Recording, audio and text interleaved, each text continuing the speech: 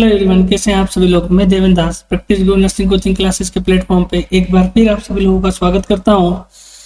बेटा, आपने second number का लेक्चर पढ़ लिया है। उस लेक्चर में हमने जनसंख्या विस्फोट के बारे में डिटेल बात करी, उसके परिणाम क्या हो सकते हैं वो हमने पढ़ा। आपने ये देखा कि जनसंख्या वृद्धि कैसे होती है। आपने साथ में ये भी पढ़ा कि जनसंख्या की स्टडी सबसे पहले या जनसंख्या का अध्ययन सबसे पहले माल्थस ने किया था।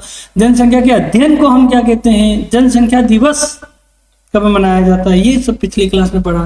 साथ में हमने ये देखा कि जनसंख्या विस्फोट के दुष्परिणाम क्या हो सकते हैं, और फिर हमने उनके नियंत्रण के बारे में बात करी थी।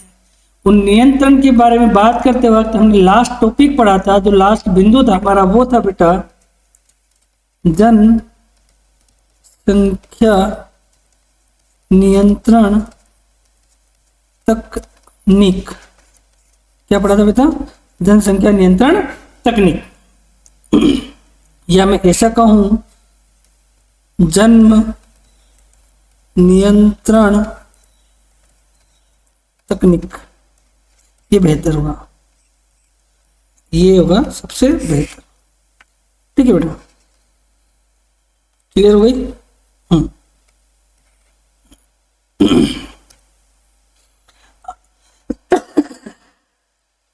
अब अगर बात करूं बेटा मैं कि सर जन्म नियंत्रण तकनीक कौन कौन सी हो सकती है, तो बेटा जन्म नियंत्रण की दो मुख्य तकनीक होती है।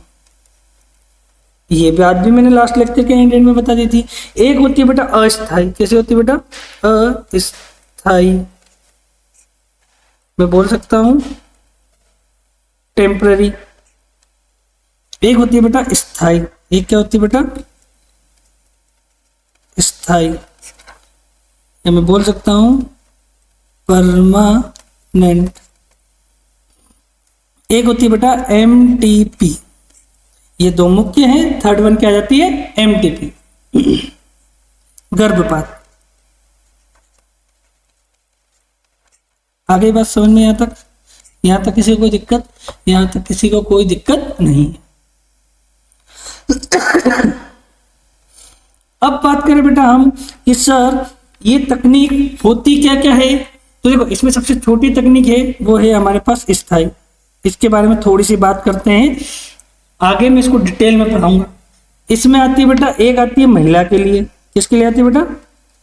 एक पुरुष के लिए आती है बेटा, और एक आती है बेटा महिला के लिए। पुरुषों में कौन सी की जाती है बेटा? वेसेक्टोमी। क्या की जाती है बेटा? वेसेक्टोमी। महिलाओं में क्या किया जाता है सर? इसमें किया जाता है बेटा ट्यूबेक्टोमी। क्या की जाती है बेटा? ट्यूबेक्टोमी। या मैं कह सकता हूं बेटा इसमें की जाती है नालबंदी। नालबंदी इसे कहा जाता है नसबंदी। नालबंदी और नसबंदी क्या है हम डिटेल में पढ़ेंगे। कैसे करते हैं हम डिटेल में पढ़ेंगे। आगे बात समझ में? मैं बात करूं कि सर स्थायी तकनीक कब यूज करते हैं? जब हमको परमानेंटली अब बर्थ कंट्रोल करना है। कब बेटा? जब हमको परमानेंट बर्थ कंट्रोल करना है। जैसे एक जोड़ा है जिनके दो बच्चे हैं। कितने बच्चे बेटा? दो बच्चे हैं। अब वो चाहते हैं कि उनके यहाँ कोई किसी प्रकार का बच्चा ना हो, तब हम उन्हें सलाह देते हैं कि क्या करें, आप स्थायी तकनीक का उपयोग करें, जिसमें अगर वो पुरुष अपनाता है तो उसे बोलेंगे नसबंदी, अगर वो महिला अपनाती है तो उसे कहेंगे हम नालबंदी या ट्यूबेक्टोमी, और पुरुष में कहेंगे वेसेक्टोमी। आगे बात समझ में? इसमें वास्ट डिफरेंस को क्लेम करते हैं, इसमें फेलोपियन ट्यूब को करते हैं, वो आगे हम डिटेल में पढ़ेंगे। क्लियर हो गई यहां तक बात तुमको? यहां तक कोई दिक्कत नहीं है। अब आ जाते बेटा अस्थायी तकनीक पे। किस पे आ जाते बेटा? अस्थायी तकनीक पे। तो अब हमको एक चीज समझ में आ गई कि स्थायी तकनीक कौन कौन सी हैं और इनमें इनको कब अपनाना होगा, किसी जोड़े को इसे कब अपनाना होगा। अब आ जाते हैं हम स्थायी तकनीक पे। किस पे आ जाते बेटा? स्थायी तकनीक पे। बेटा स्थायी तकनीक कुछ अलग अलग प्रकार की होती है। कैसे? देखो आप साथ में,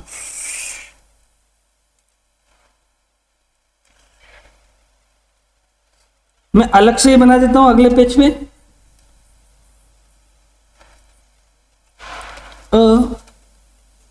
अस्थाई तकनीक। देखो बेटा, अस्थायी तकनीक में एक आ जाती है बेटा हमारे पास प्राकृतिक मेथड।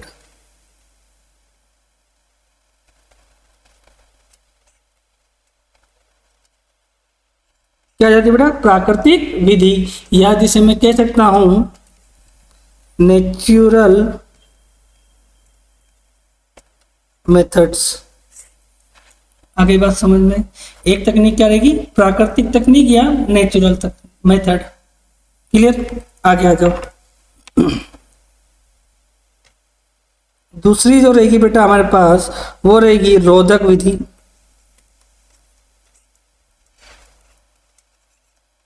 क्या रहेगी बेटा?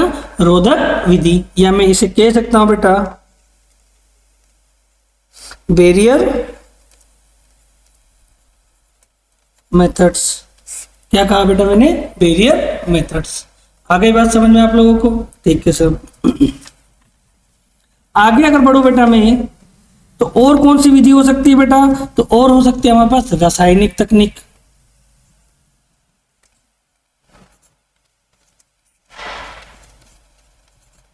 रासायनिक विधि, या मैं बोल सकता हूं केमिकल मेथड्स।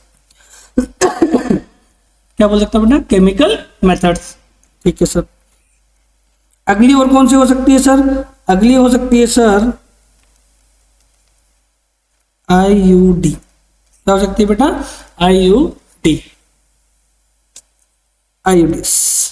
ठीक है बेटा। और कौन सी हो सकती है सर? और हो सकती है बेटा गर्भ निरोधक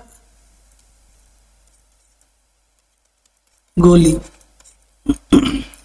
ओसीपी, ओरल कॉन्ट्रासेप्टिव पिल्स। आगे बात समझ में। एक लास्ट वन और होती है बेटा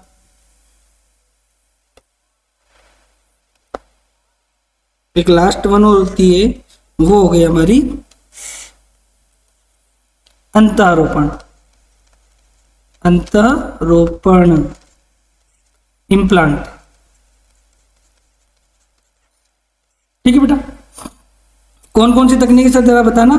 पहले नंबर पे आ जाती है हमारे पास प्राकृतिक मेथड, प्राकृतिक विधि, नेचुरल मेथड। दूसरे नंबर पे आ जाती है सर रोधक, बैरियर मेथड। तीसरे नंबर पे आ जाती है सर रासायनिक विधि, केमिकल मेथड्स। चौथे नंबर पे आ जाती है सर आईयूडी। चौथे नंबर पे क्या आ जाती है सर? आईयूडी। पांचवें नंबर पे क्या आ जाती है सर? गर्भ निरोधक गोली। और छठे नंबर पे क्या आ जाती है सर? अंतःरोपण या इम्प्लांट्स। क्लियर हुआ यहां तक बात? ठीक है सर। अब हम इन 6 तरीकों को, इन 6 विधियों को एक एक करके पढ़ते हैं।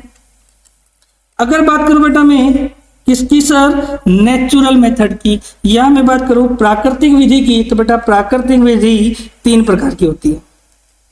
कितने प्रकार की होती है बेटा? 3 प्रकार की। इसमें आती है बेटा आवधिक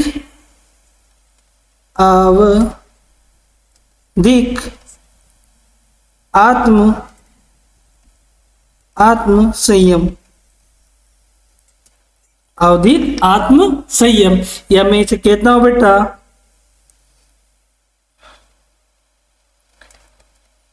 पीरियोडिक एब्स्टिनेंस। क्या बोलते बेटा? Periodic abstinence. दूसरी कौन सी होती है बेटा? आंतरिक मैथुन। क्या बोलता हूं बेटा मैं? आंतरिक मैथुन, या मैं बोलता हूं इसे कोइटस इंटरप्टस। कोइटस इंटरप्टस या विड्रॉल।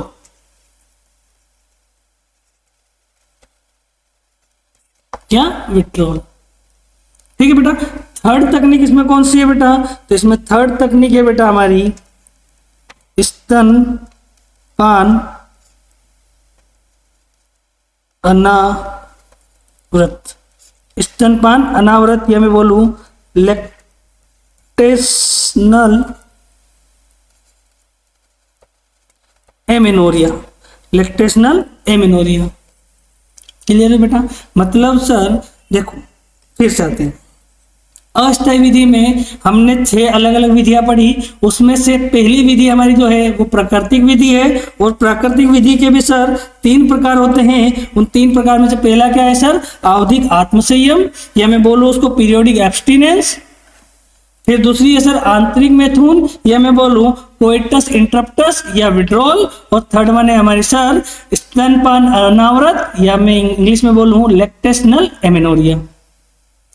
पहले आते हैं प्राकृतिक विधि के बारे में, कुछ चीजें समझते हैं। देखो बेटा, प्राकृतिक विधि की अगर मैं बात करूं, किसकी बात करूं बेटा मैं? प्राकृतिक विधि की। तो बेटा इसके कुछ फायदे हैं। इसके क्या है बेटा? कुछ एडवांटेज है, फायदे हैं कुछ। क्या फायदे हैं सर इसके? देखो बेटा, इसका पहला फायदा है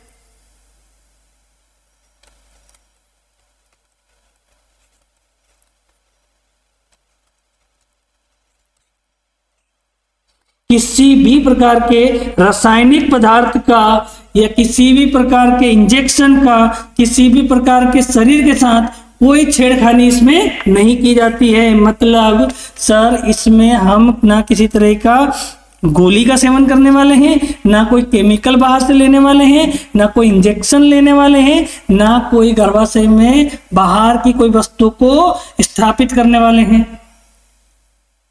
आ गई बात समझ में? तो मतलब सर अगर हम बाहर से कोई केमिकल या किसी और वस्तु का उपयोग नहीं कर रहे हैं तो सर इसके साइड इफेक्ट क्या बेटा, या इसके दुष्प्रभाव, इस मेथड के कोई दुष्प्रभाव हमारे शरीर पे तो होने वाले नहीं है। मतलब शून्य दुष्प्रभाव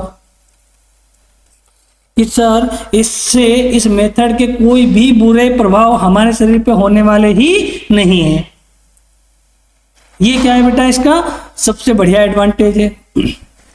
जो प्राकृतिक तरीका, जो हमारे हॉर्मोन्स का हमारे शरीर में जो भी परिवर्तन हो रहा है, जो चेंजेस आते हैं, उन्हीं के बिहाफ पे हम इस प्रोसेस का यूज करते हैं, इस विधि का उपयोग करते हैं, और इससे हमारे शरीर में कोई किसी तरह का दुष्प्रभाव नहीं आने वाला है। क्यों सर? क्योंकि हम बाहर से किसी चीज का उपयोग करने वाले ही नहीं है। आगे बात समझ में आता? ठीक है।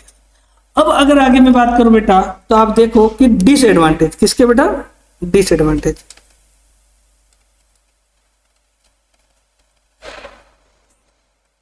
डिसएडवांटेज क्या क्या है?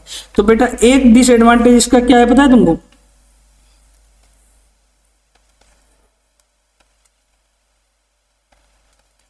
उपयोग केवल शिक्षित जोड़े ही कर सकते हैं। इसका उपयोग सिर्फ शिक्षित जोड़े ही कर सकते हैं। कैसे? देखो बेटा, इस विधि में हमको कुछ नहीं करना होता है, हमको लोगों को समझाना होता है। हमको क्या करना होता है?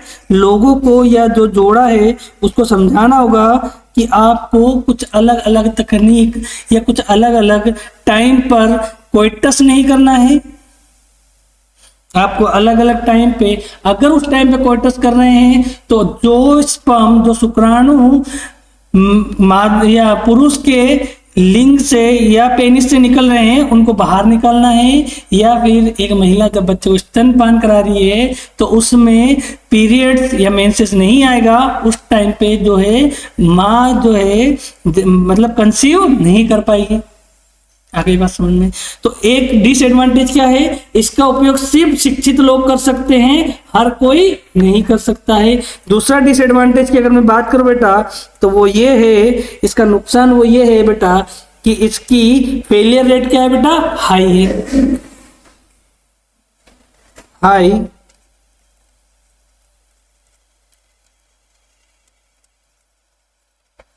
High failure rate. क्लियर हुआ यहाँ तक कि सर ये तकनीक बहुत जल्दी फेल हो जाती है। मतलब हम जोड़े को शिक्षित तो दे देते हैं या शिक्षा दे देते हैं, समझाइश दे सकते हैं। जब हमने समझाइश दी पर उसके बाद भी उनसे गलती से उनको कंसीव हो ही जाता है। क्लियर हुई यहाँ तक बात? तो ये प्राकृतिक विधि है। देखो बेटा, इस प्राकृतिक विधि में हम क्या करेंगे, तो हम पहली विधि की बात करूंगे। किसकी बात करूं? पहली की। देखो इस विधि में हम क्या करेंगे, हम पीरियोडिक, क्या करेंगे बेटा? पीरियोडिक। इस वर्ड का मतलब समझो कि एक पर्टिकुलर टाइम पीरियड में उनको सलाह देंगे कि आपको इस टाइम में मैथुन नहीं करना है। क्या नहीं करना है? मैथुन नहीं करना है, या सेक्सुअल इंटरकोर्स नहीं करना है। कब? तो बेटा अगर आपने जो है मेंस्ट्रुअल साइकिल पढ़ी होगी, मेंस्ट्रुअल साइकिल पढ़ी होगी, मासिक चक्रवात अगर पढ़ा है तुमने, तो तुमने एक चीज देखी होगी कि अगर किसी महिला में 28 दिन में, कितने दिन में बेटा? 28 दिन में, अगर 28 दिन में मेंसेस आते हैं, मेंस्ट्रुअल साइकिल आती है हर महीने में 28 दिन में उसको मेंसेस आ रहे हैं, तो उस महिला में 14वें दिन, कितने दिन बेटा?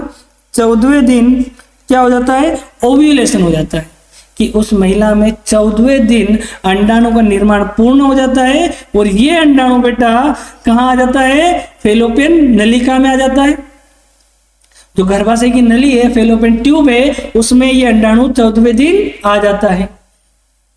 और ये 14वें दिन आकर बेटा लगभग 24 घंटे तक उस नली में जिंदा रहेगा, क्योंकि अंडाणु का जीवन काल हम जानते हैं 24 घंटे होता है। आ गई बात समझ में? ठीक है। उसके बाद हम एक चीज और जानते हैं कि सर स्पर्म यानी शुक्राणु, किसकी बेटा? शुक्राणु की, जो शुक्राणु का जन्म है या शुक्राणु का जीवन काल बेटा वो लगभग 48 से 72 घंटे तक होता है। 48 से 72 घंटे तक होता है। मतलब अगर कोई जोड़ा 11वें दिन भी अगर मैथुन करता है, सेक्सुअल कोइटस करता है, सेक्सुअल एक्टिविटीज करते हैं वो, तो इस यूट्रस में, इस गर्भाशय में लगभग 3 से, या मैं कहूं 2 से 3 दिन तक शुक्राणु क्या रहेगा? मौजूद रहेगा, जीवित अवस्था में रहेगा। और अगर शुक्राणु मौजूद है गर्भाशय में और अगर अंडाणु वहां आ जाता है तो उनमें निषेचन हो जाएगा। क्या हो जाएगा बेटा? निषेचन हो जाएगा, फर्टिलाइजेशन हो जाएगा। बात समझ में आ गई? और जब फर्टिलाइजेशन हो जाएगा तो मां कंसीव कर लेगी।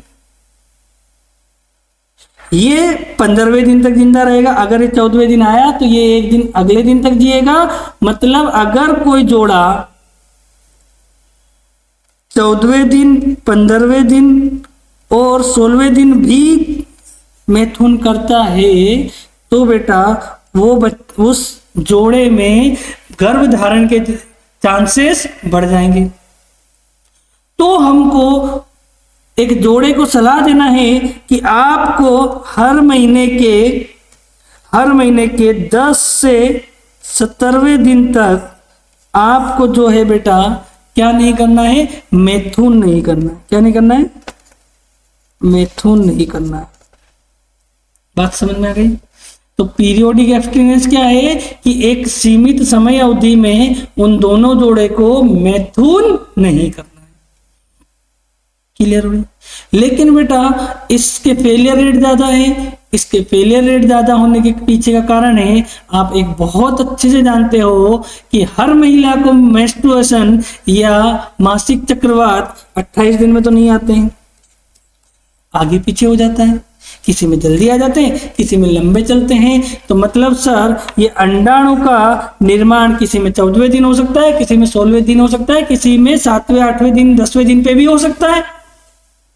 तो मतलब अगर अंडाणु पहले आ गया, हमने बोला था 10वें दिन से 17वें दिन मत करना, लेकिन अंडाणु का निर्माण ही 9वें 10वें दिन हो गया, तो इस स्थिति में अगर उन्होंने 9th डे भी किया तो भी महिला के गर्भ धारण के चांसेस बढ़ जाएंगे। मतलब फेल तो ये हो सकती है, पर हाँ ये विधि जो है नेचुरल मेथड है, इसमें तो भैया चांसेस कम है। क्लियर हुई बात यहां तक? तो सर एक विधि हमको समझ में आ गई, क्या है सर? आवधिक आत्म संयम, पीरियोडिक एब्स्टिनेंस। अब आ जाओ सर दूसरी विधि के बारे में। किसके बारे में बेटा? दूसरी विधि के बारे में। इसमें क्या है बेटा? तो दूसरी विधि की अगर मैं बात करूं बच्चा, तो इसमें है कोइटस इंटरप्टस, या मैं इसके लिए एक वर्ड यूज करते हैं आंतरिक मैथुन। इसमें हमको पुरुष को शिक्षा देनी होती है। किसको शिक्षा देनी होती है? पुरुष को सलाह देनी होती है कि जब भी आप मैथुन कर रहे हो, क्या कर रहे हो बेटा? जब भी आप मैथुन कर रहे हो, सेक्सुअल एक्टिविटीज कर रहे हो, तब अगर जब भी आप इजैक्यूलेशन करें, कि जब आपको लगे कि अब जो है शुक्राणु लिंग या पेनिस से बाहर होने वाले हैं, उस टाइम पर बेटा आपको क्या करना है? आपको लिंग को मादा योनि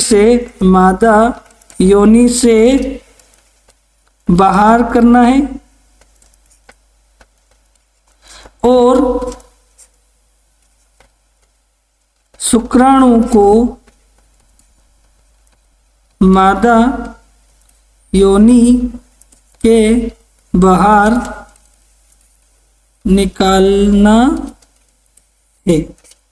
आगे बात समझ में कि सर शुक्राणु को मादा योनि से बाहर निकालना है। ये बढ़िया तकनीक थी। इसमें तो कोई ऐसा तो है नहीं कि हमको 7-8 दिन के लिए गैप बना के रखना है। लेकिन बेटा इस तकनीक का भी एक नुकसान है। जब एक जोड़ा मैथुन करेगा, सेक्सुअल एक्टिविटीज करेगा, तो मां की योनि से भी प्री लुब्रिकेंट निकलते हैं, कुछ ऐसे पदार्थ निकलते हैं जो मादा योनि को चिकना बना देते हैं। वहीं मेल के लिंग यानी पेनिस से भी कुछ प्री लुब्रिकेंट्स निकलते हैं।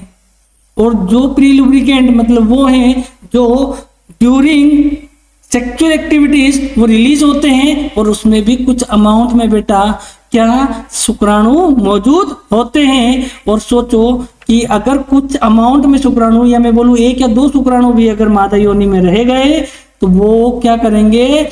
उस नली यानी फेलोपियन ट्यूब तक पहुंच जाएंगे और निषेचन कर देंगे। मतलब इसके भी फेलियर रेट क्या है? हाई, अत्यधिक फेलियर रेट है इसके। तो भैया ये भी ठीक हुआ। आ जाओ तीसरी चीज पे, आ जाओ तीसरी मेथड पे बेटा।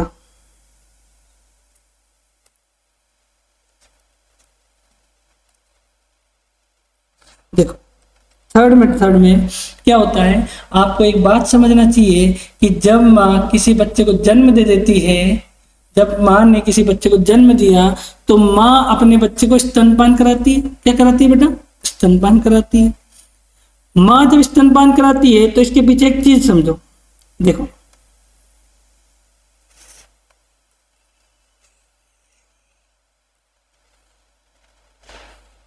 ये है हाइपोथैलेमस। क्या है?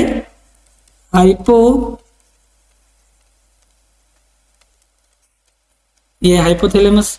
ये है बेटा पीयूष ग्रंथि। क्या है ये?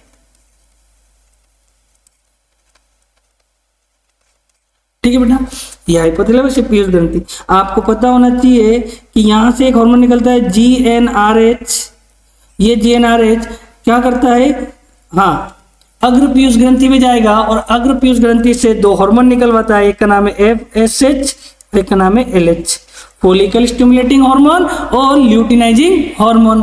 बेटा ये फॉलिकल स्टिमुलेटिंग हार्मोन माँ की ओवेरी में जाके, अंडाशय में जाके वहां पर अंडाणु का निर्माण करवाता है, उनकी वृद्धि करवाता है। और ये जो है सर, ये ल्यूटिनाइजेशन कराएगा, ग्राफियन फॉलिकल से अंडाणु को बाहर निकलवाएगा। ठीक है, तो ये दोनों हार्मोन कहां से निकलते हैं सर? अग्र पीयूष ग्रंथि से। अग्र पीयूष ग्रंथि से बेटा एक हार्मोन और निकलता है जिसका नाम है बेटा प्रोलेक्टिन। क्या नाम बेटा? प्रोलेक्टिन। क्लियर हुई बात? यहां तक समझ में आई? अब तुम सोचो कि जब माँ एक बच्चे को जन्म देती है, उसके बाद जब माँ बच्चे को स्तनपान कराती है, तब अग्र पीयूष ग्रंथि से प्रोलेक्टिन हार्मोन का प्रोडक्शन या निर्माण बढ़ जाता है। जब प्रोलेक्टिन हार्मोन का निर्माण बढ़ जाएगा, मतलब पीयूष ग्रंथि पे कार्य लोड बढ़ जाएगा, वर्क लोड बढ़ जाएगा, और जब इस पे वर्क लोड बढ़ेगा बेटा, तो ये FSH और LH का प्रोडक्शन कम या बंद कर देगी। कम या बंद कर देगी। और जब माँ में प्रोलेक्टिन का लेवल बढ़ा हुआ है तब एफएसएच और एलएच नहीं बनेंगे। तो ये एफएसएच एलएच जो है अंडाशय में नहीं जाएंगे, और अंडाशय में नहीं जाएंगे तो अंडाणु का निर्माण नहीं होगा। और जब ओवम या अंडाणु नहीं बनेगा तो उस माँ में महीने में मेंस्ट्रुअल साइकिल या मासिक चक्रवात नहीं आएगा। आगे बात समझ में। और जब माँ में मासिक चक्रवात नहीं आएगा, जब अंडाणु का निर्माण नहीं होगा, तो उस टाइम में गर्भ धारण के चांसेस सबसे कम होंगे।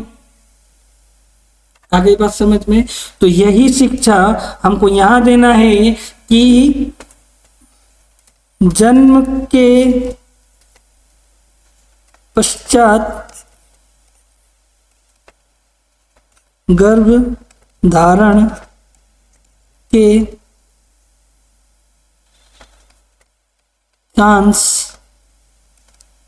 लगभग 3 महीने तक बहुत ही कम होते हैं, बहुत ही कम होते हैं। क्योंकि महिला को क्या नहीं आता बेटा? मासिक चक्रवात, अनावृत। क्या बेटा? अनावृत।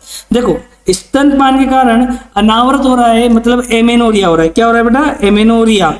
जब महिला को मेंसेस नहीं आते हैं, मासिक चक्रवात नहीं आते हैं, उस स्थिति को हम अनावृत कहते हैं या एमेनोरिया कहते हैं। क्या कहते हैं? एमेनोरिया। आगे बात समझ में। जैसे एक पेनफुल मेंसेस आता है, एक महिला को मेंस्ट्रुअल साइकिल आ रही है, बहुत पेन हो रहा है, उसके लिए एक वर्ड आता है डिसएमेनोरिया। डिसमेनोरिया आता है, ज्यादा आता है मेट्रोरेजिया, मेनोरेजिया। ऐसे ही बेटा जब स्तनपान के कारण माँ में जो है मासिक चक्रवात नहीं आ रहा है, उस स्थिति को हम क्या कहते हैं बेटा? लैक्टेशनल एमेनोरिया या स्तनपान अनावृत। आगे बात समझ में क्लियर हुआ यहाँ तक? ठीक है सर। पर बेटा इसके भी फेलियर रेट हाई है, कि कुछ महिलाओं में जब आप हॉस्पिटल में जाओगे तब आप देखोगे कि एक महिला का बच्चा 1 साल का है और वो दूसरी बार डिलीवरी के लिए उसको हॉस्पिटल लाया है। मतलब इन 3 महीनों के अंदर भी कई बार अंडाणु का निर्माण हो जाता है। क्लियर हुई बच्चा बात यहाँ तक? यहाँ तक किसी को कोई दिक्कत? यहाँ तक किसी को कोई दिक्कत नहीं है। तो बेटा हमने क्या पढ़ लिया अभी तक? हमने अस्थायी तकनीक में प्राकृतिक विधि को पूरा कर लिया। किसको पूरा कर लिया सर? हमने प्राकृतिक विधि को पूरा कर लिया। क्लियर हो गया यहाँ तक बात?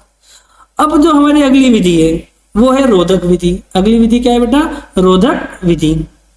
आ जाओ रोधक विधि पढ़ते हैं।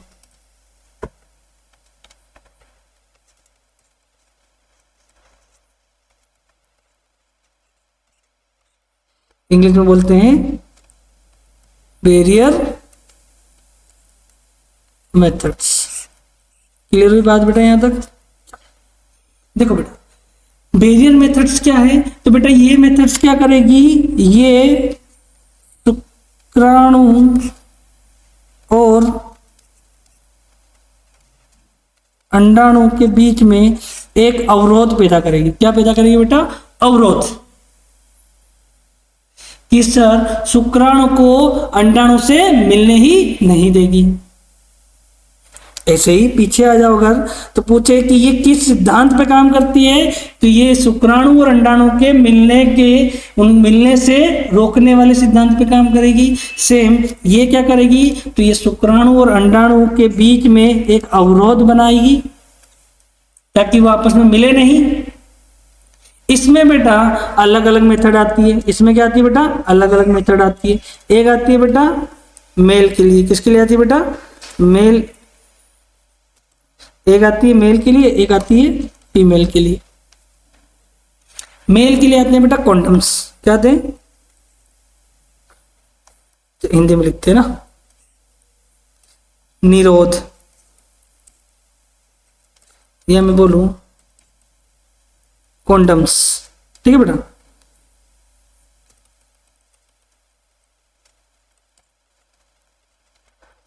कॉन्डम। ठीक है। मेल के लिए जो कॉन्डम आ रहा है वो निरोध नाम से आता है, निरोध नाम से आता है। ठीक है बेटा, आपकी एनसीईआरटी में ही नाम दे रखा है। इसकी इमेज आपको गूगल से देखना है, इमेज बेस्ड क्वेश्चन आते हैं आजकल। निरोध बेटा महिलाओं के लिए भी आता है, फेमिडोम करके आता है। ठीक है, उसकी इमेज स्पेशल देखना बेटा, उसमें डबल रिंग होती है, एक रिंग छोटी होती है, एक रिंग बड़ी होती है। क्लियर हुआ बेटा? तो आपको इनकी इमेज आपको देखना है। तो महिलाओं के लिए भी क्या आते हैं बेटा? कंडोम्स आते हैं। ठीक है बेटा, ठीक है। एक और महिलाओं के लिए कुछ और चीजें हैं, जैसे एक आता है बेटा सर्वाइकल केप, एक आता है वॉल्ट्स, और एक आता है बेटा डायफ्राम। क्या आता है बेटा? डायफ्राम। ये 3 चीजें और आती हैं। क्या आती है बेटा? सर्वाइकल केप,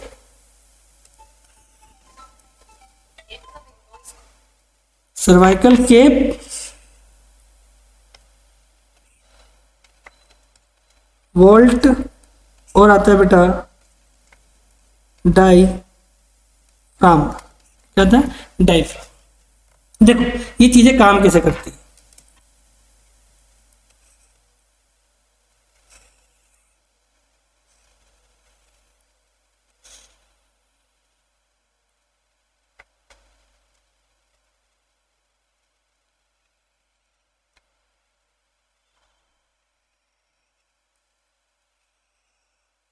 ये देखो ये गर्भाशय है।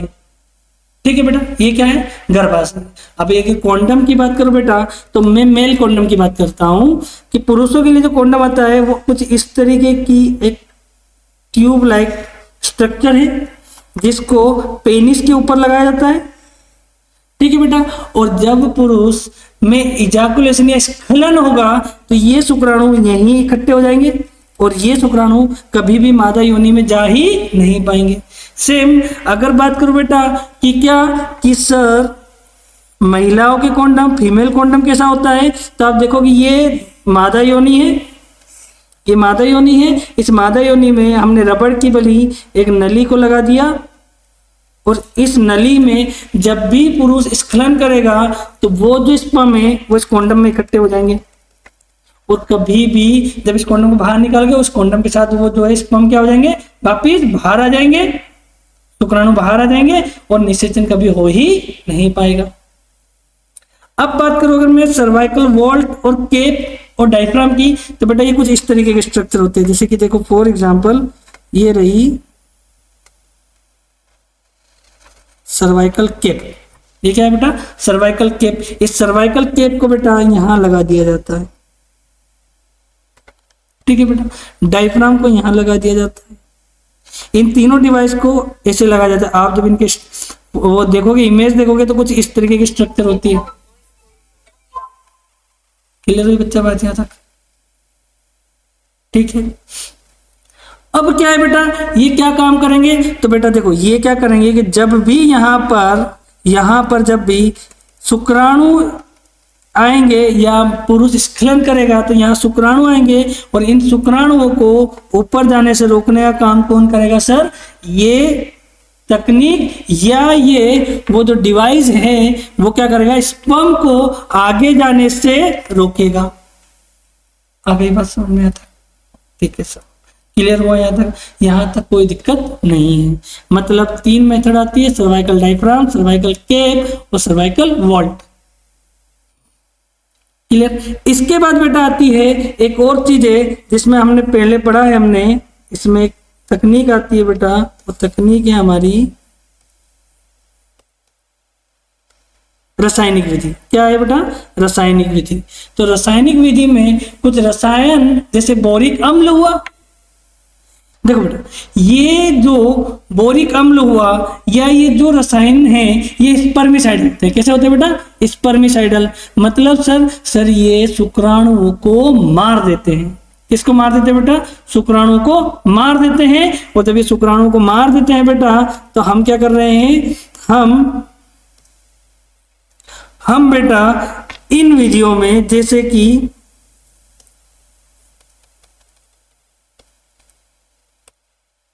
हमने क्या किया बेटा, बैरियर मेथड का उपयोग किया। किसका उपयोग किया बेटा, बैरियर मेथड का उपयोग किया। और जब हमने बैरियर मेथड का उपयोग किया बेटा, तो इन बैरियर्स में हमने एक पदार्थ, एक रसायन और ऐड कर दिया जिसका नाम था सर स्पर्मिसाइडल। क्या है बेटा, स्पर्मिसाइडल। तो बेटा अब हमने एक विधि और पूरी कर ली, और वो विधि थी हमारी बेटा, वो विधि थी हमारी रोधक विधि। क्या थी बेटा, रोधक विधि। सर रोधक विधि में क्या होता है, तो बेटा रोधक विधि में हम बैरियर्स का यूज करते हैं, जैसे कॉन्डम्स हुआ, male condom, female condom, vault, diaphragm, cervical cap. इनकी इमेज आपको देखना है, मैं पहले ही बता रहा हूं आपको, ठीक है बेटा। अब थर्ड विधि आती है बेटा हमारी, वो आती है रासायनिक विधि। वो क्या आती है बेटा, रासायनिक विधि। सर रासायनिक विधि क्या है, तो बेटा कुछ केमिकल, क्या बेटा, कुछ केमिकल जैसे बोरिक अम्ल हुआ, क्या हुआ, बोरिक अम्ल, और भी कुछ केमिकल्स आते हैं। ये केमिकल्स बेटा स्पर्मिसाइडल का जैसे काम करता है। कैसे काम करता है, स्पर्मिसाइडल। क्या स्पर्मिसाइडल, मतलब शुक्राणु को किल कर देते हैं, मार देते हैं। अब हमने क्या किया भैया कि देखो, हम एक विधि कर रहे थे, वो थी बैरियर मेथड। क्या थी बेटा, बैरियर मेथड या रोधक विधि जब हम यूज कर रहे थे बेटा, तो हमने क्या किया पता है आपको, इस रोधक विधि में, इस रोधक विधि में बेटा, इस रोधक विधि में इन कॉन्डम्स के ऊपर, इन कॉन्डम्स के ऊपर, इस सर्वाइकल केप के ऊपर, इस सर्वाइकल वोल्ट के ऊपर और इस डायफ्राम के ऊपर हमने कुछ केमिकल लगा दिए, जो केमिकल स्पर्मिसाइडल थे, जो केमिकल शुक्राणु को मार रहे थे, ताकि इनकी इफेक्टिवनेस बढ़ जाए, कि सर इनकी कार्य क्षमता बढ़ जाए, कि चलो 2 मिनट के लिए कि अगर कोई स्पर्म इसको क्रॉस कर दे कभी गलती से और आगे आ जाए, तो इसमें मौजूद केमिकल, इसमें मौजूद केमिकल इस स्पर्म को क्या कर दे सर, मार दे। तो रासायनिक विधि में क्या होता है, हम रासायनिक विधि में स्पर्मिसाइडल का यूज करते हैं। आपकी एनसीईआरटी में लिखे हैं, जैसे एक एग्जांपल मैं आपको बता दूं, है बोरिक अम्ल। क्या है, बोरिक अम्ल। क्लियर हुआ बेटा। तो मैंने आज की क्लास में 3 विधियां पढ़ाई। कितनी विधियां पढ़ाई बेटा, 3। कौन कौन सी, पहली पढ़ाई मैंने प्राकृतिक मेथड या प्राकृतिक विधि, नेचुरल मेथड बोलते हैं, इसमें 3 प्रकार की थी सर। क्या था सर, आवधिक आत्मसंयम था। क्या था बेटा, आवधिक आत्मसंयम। और क्या था, आंतरिक मैथुन था। और तीसरा था सर स्तनपान अनावृत। फिर मैंने पढ़ाई रोधक मेथड या रोधक विधि या बैरियर मेथड जिसे तुम कहते हो। इसमें निरोध्स पढ़े हमने, मेल और फीमेल, सर्वाइकल केप पढ़ी, सर्वाइकल डायफ्राम पढ़ा और वोल्ट्स पढ़े हमने। फिर हमने थर्ड विधि पढ़ी, वो थी रासायनिक विधि, जिसमें हमने देखा कि स्पर्मिसाइडल का यूज करते हैं और इन स्पर्मिसाइडल को इन बैरियर मेथड के ऊपर लगा दिया जाता है, जिससे इनकी इफेक्टिवनेस बढ़ जाए। अगली जो क्लास होगी उसमें हम आईयूडी को डिटेल में पढ़ेंगे, और हम क्या पढ़ेंगे, गर्भ निरोधक गोली और इम्प्लांट, या हम पढ़ेंगे अंतःरोपण। आज की वीडियो में बेटा इतना ही, मिलते हैं अगली वीडियो में, तब तक के लिए बेटा टाटा बाय बाय।